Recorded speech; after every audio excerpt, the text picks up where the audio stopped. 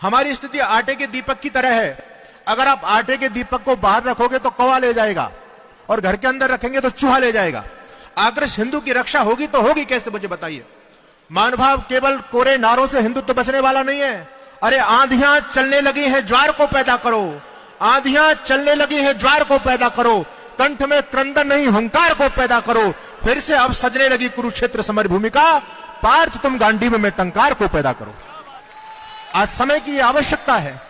अगर हम लोग अभी भी नहीं जाग पाए तो फिर हमारा यह स्वर्णिम अवसर आने वाला नहीं है। मैं आपके बीच में निवेदन करूंगा, Iran, Afghanistan, Nepal, Bhutan, Tibet, Sri Lanka, Myanmar, Bangladesh, Cambodia, Philippines, Malaysia, Indonesia, Thailand, Vietnam, ये कभी आपके अखंड भारत के हिस्सा हुआ करते थे। आज वहां से हिंदू पूरी तरह से समाप्त हो चुका है। और मैं आपके बीच में कहना चाहता हूं, हमारे 4 प्रबल शत्रु हैं। 4 प्रबल शत्रु, मंच से, खुले मंच से बोल रहा हूं इस बात को। आश्चर्य की बात है कि हिंदू इतनी चिर निद्रा में सोया हुआ है, इसको ये भान नहीं है, आभास नहीं है कि चारों तरफ से शत्रुओं ने अपना जाल बिछा दिया तुमको समाप्त करने के लिए। पूरी दुनिया से हमको समाप्त कर दिया, पूरी एशिया से हमको समाप्त कर दिया, पूरे यूरोप से हमको समाप्त कर दिया। अब थोड़ा सा अस्तित्व हमारा बचा है तो केवल हिंदुस्तान में बचा हुआ है। अगर भी अब भी हम लोग नहीं जाग पाए तो सोचो आप जाओगे तो जाओगे कहां। अरे अफगानिस्तान के ऊपर आपत्ति आई, तालिबानियों ने हमला किया, वहां से लोग शरण लेने के लिए आपके देश में आ गए। और मैं कहना चाहता हूं, ज्यादा समय नहीं है, आने वाले 20 साल हैं। यदि यही स्थिति रही तो आने वाले 20 साल में ये तुम्हारा भारत में अफगानिस्तान जैसी स्थिति होने वाली है। मैं आपसे पूछना चाहता हूं, आप कहां जाओगे? अरे आपको कोई दुनिया में शरण देने वाला स्थान है क्या? फिर भी हम सोए हुए हैं। आश्चर्य की बात है, यानी कितने कुंभकर्णी निद्रा में हम लोग सोए हुए हैं। तो आपको जगाने के लिए कार्यक्रम किया जा रहा है। महानुभावों, ये हिंदू की जो दुर्गति हुई है, इसके यदि कोई जिम्मेदार है तो हम संत सत्ता और धर्म सत्ता के लोग जिम्मेदार हैं। सीधी सी बात है। आपने दुनिया में आज तक किसी मुल्ला जी को, मौलवी साहब को यह कहते हुए नहीं सुना होगा कि सारे धर्म बराबर होते हैं, सारे धर्म प्रेम और भाईचारे की बात करते हैं। मुल्ला जी कहते हैं धर्म तो हमारा इस्लाम ही श्रेष्ठ है। आपने आज तक किसी क्रिश्चियन पादरी को नहीं सुना होगा कहते हुए कि सारे धर्म बराबर होते हैं, प्रेम और भाईचारे की बात करते हैं। वो केवल अपने क्रिश्चियनिटी को स्वीकार करता है, मुसलमान अपने इस्लाम को स्वीकार करता है। लेकिन आपने अनेक हिंदुओं को, और अनेक नहीं, मैंने सारे हिंदुओं को यह कहते हुए सुना है, धर्मगुरुओं को कहते हुए सुना है, जो इस बात को कहते हैं कि सारे धर्म बराबर होते हैं। ये क्या हमारे गंदगी दिमाग में आ चुकी है। इसलिए मैं कहूंगा, इस धर्म को बचाना चाहते हो तो धर्मगुरुओं को बीड़ा उठाना पड़ेगा। आज भाई, हिंदुओं की रक्षा की दायित्व, इस धर्म की दायित्व रक्षा का जिम्मेदारी हमारे कंधों पर है। और मैं कहता हूं, अगर डूब गया धर्म ही अपना तो फिर धर्मगुरुओं का क्या होगा। आज स्थिति यह हो रही है, हिंदू सबका रॉ मेटेरियल बन चुका है, सब में हिंदू जा रहा है। अच्छा, मुसलमान कौन बन रहा है? आज ये चिंतन हमको यहां पर करना है, हिंदू को बचाएंगे कैसे। आप सोचिए, मुसलमान भी हमको बनाया जा रहा है, यानी हिंदू ही मुसलमान बन रहा है। क्रिश्चियन कौन बन रहा है? क्रिश्चियन भी हमारे लोग बन रहे हैं। अन्य जितने भी ऐसे मत मजहब समाज में चल रहे हैं, उनकी दीक्षा जाकर के कौन ले रहा है? सबसे पहले हिंदू पहुंचता है। इसका कोई दीन नहीं बचा, इसका कोई धर्म नहीं बचा, इसके अंदर स्वाभिमान नहीं बचा। इसलिए इनके स्वाभिमान को पैदा करने का काम हमारी संत सत्ता, धर्म सत्ता करेगी। अगर इस धर्म को बचाना चाहते हो तो निर्णय यहां से लेकर के जाओ। केवल ताली बजाने से, जय श्री राम कहने से तुम्हारा धर्म बचने वाला नहीं है। 3 सूत्र में दूंगा और संक्षिप्त में चर्चा करूंगा। हालांकि ये बहुत जल्दी में ये विषय रखने वाला नहीं है। आपको ज्यादा मुझे सुना, मेरा धर्म यूट्यूब पे चैनल है धर्म युद्ध के नाम से, आप उसको सुनिएगा। मैंने बहुत सारी चर्चा की, पूरे देश में घूमता हूं। मैं आपसे कहना चाहता हूं, यदि इस धर्म को बचाना चाहते हो तो सबसे पहले रिश्ते बचाइए आप अपने।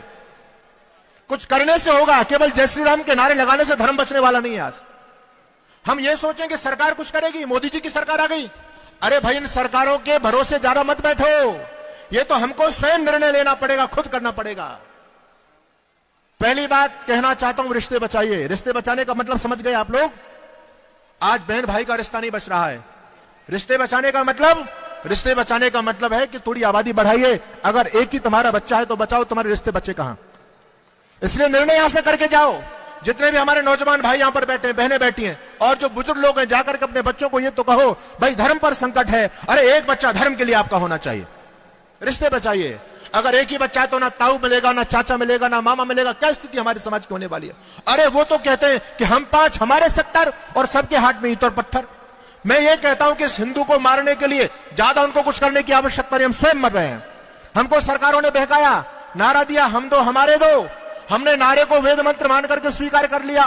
उसके बाद फिर हमको नारा दिया कि शेर का बच्चा एक ही अच्छा, हमने इस नारे को भी स्वीकार कर लिया। उसके बाद में फिर हमको नारा दिया, अरे बच्चा ना बच्ची और नींद आए अच्छी। आज हम इस स्थिति तक आ चुके हैं। पूरे पुराने लोगों को देखो, तुम्हारा परिवार कितना बड़ा हुआ करता था, सभी कहते हम 10 भाई थे, 8 भाई थे। अब तुम्हारे बच्चे कितने हैं? कहते हैं जी एक ही है। हम 10 से 1 पर आ चुके हैं और वो कहते हैं हम 5, हमारे 70 और सबके हाथ में ईंट और पत्थर।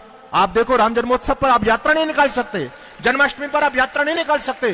क्या दुर्गति तुम्हारी हो रही है? अरे चिंतन करो, अभी 25% है, 25%, और 25% होने के बाद तुमको सड़कों पर नहीं निकलने दे रहे हैं, तुम्हारी यात्रा नहीं निकलने दे रहे हैं। वो जिस दिन 40% हो गए, अरे क्या तुमको तुम्हारे घरों में छोड़ देंगे? चिंतन करो, ज्यादा समय नहीं है। पहली बात, पहला सूत्र, रिश्ते बचाइए। दूसरे सूत्र में आपसे कहना चाहता हूं, गले लगाइए। महानुभावों, आप इस भ्रम में मत बैठो कि आपकी आबादी बहुत ज्यादा है। इतना प्रबल षड्यंत्र चल रहा है, आपके अपने भाइयों को आपसे दूर कर दिया गया है। अभी विजयदशमी के दशहरा जो निकला है, आपकी दिल्ली के अंदर ही 10,000 भाइयों का धर्म परिवर्तन किया गया।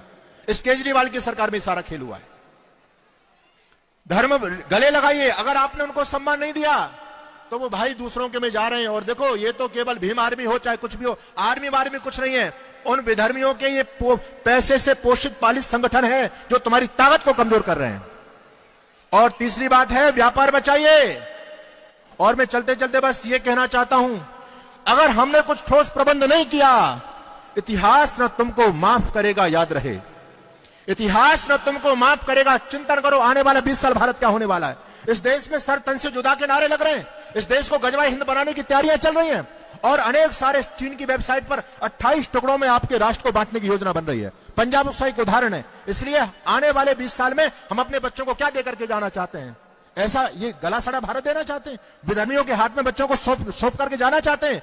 इतिहास न तुमको माफ करेगा, याद रहे। अरे पीढ़ियां तुम्हारी करनी पर पछताएंगी। यदि बांधने से पहले जल सूख गया तो धरती की छाती पर दरार पड़ जाएंगी। आज आवश्यकता है हम सभी मिलकर के एक ठोस निर्णय यहां से